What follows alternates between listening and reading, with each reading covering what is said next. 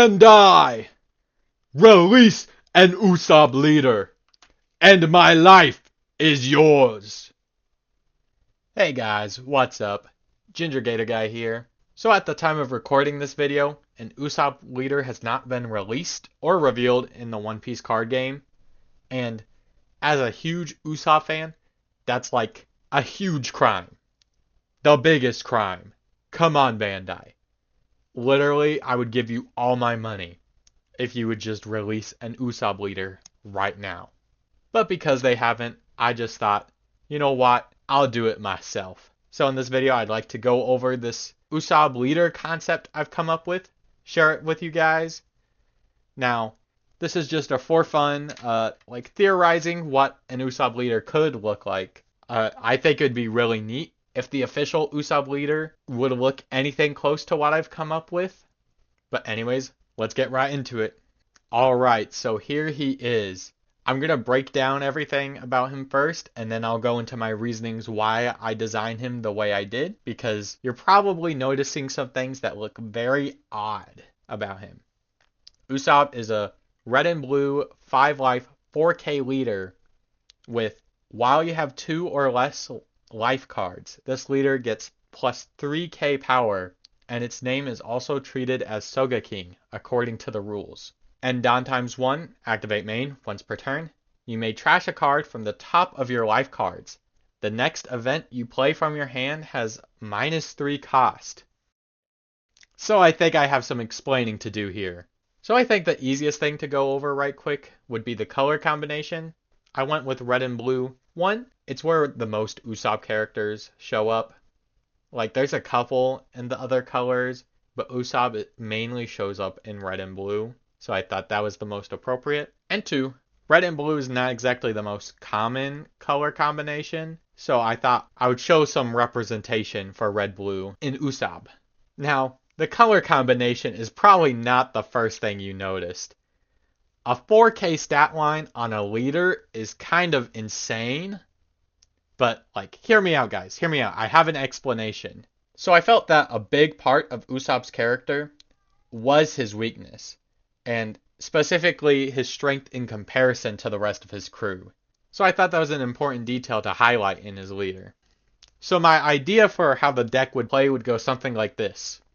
In the early game, he'd be a way weaker offensive threat than what other leaders are, but he'd have way more utility, just with the fact that he can play events for pretty cheap, which leads to some crazy scenarios, which I'll go over in a bit. But throughout the game, you'll be trashing life, you'll be taking damage from your opponent, being beaten down, you think there's no hope, but then Usopp, he dons the mask of the legendary hero Sogeking and gets this huge power boost, which lets him be this huge offensive and defensive threat. A 7k body is really hard to beat over, honestly.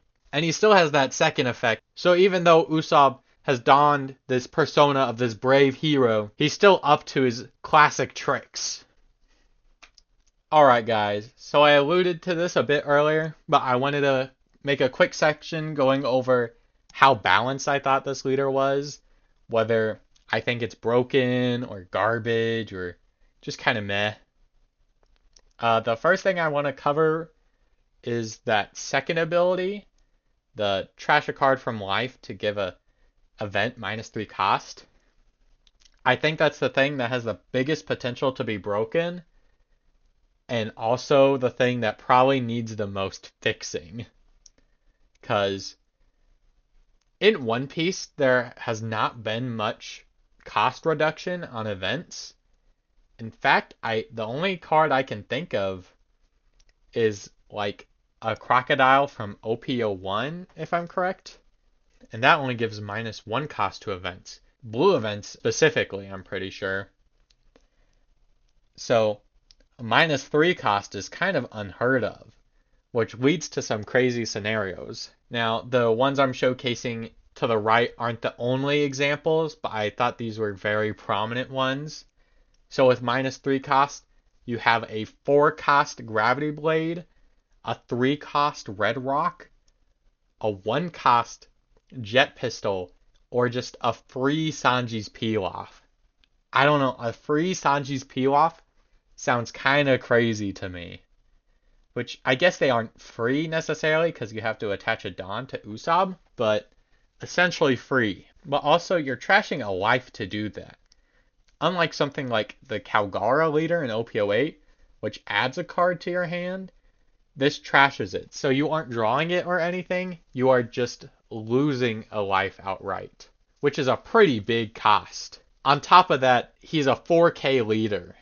Now, a 4K stat line on a leader isn't technically unheard of. There's that Eustace kid from the 3 Captains deck that's a 5K leader, but while you have 4 or more life, he's actually a 4K. But for one, that's only while you have 4 or more life, while this is a 4K until you have 2 or less, which is a big difference. You're sticking out a big part of the game with 4K the entire time, which is very difficult.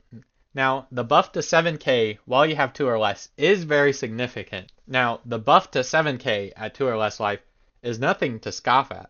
One of the reasons Whitebeard used to be competitive was because of that 6K stat line. And so you get an extra 1,000 more, which takes an extra Don to get over. Now, the buff to 7K while you're at 2 or less is nothing to scoff at. That is an incredible stat line. Your opponent's going to have a really difficult time getting over that. So if I had to make a guess on how good I think this leader would be in the current game, I'd probably give it a solid 6 out of 10, asterisks, could be busted. It mainly depends on how significant a -3 discount would actually be on events.